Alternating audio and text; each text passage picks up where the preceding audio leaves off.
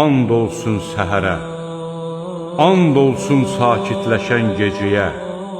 Rəbbin nə səni tərk etmişdi, nə də sənə acığı tutmuşdu. Həqiqətən, axirət sənə dünya həyatından daha xeyirlidir. Şübhəsiz ki, Rəbbin sənə nemət bəxş edəcək, sən də razı qalacaqsan. Məyər O, səni yetim çağında qoruyub sığınacaq vermədimi? Səni çaşqın olduğun halda doğru yola yönəltmədimi? Biz yalnız sənə ibadət edir və yalnız səndən kömək diləyirik. Kasıb olduğun zaman səni varlandırmadımı? Elə isə yetimə xor baxma, səndən kömək diləyəni qovma və Rəbbinin nemətindən danış.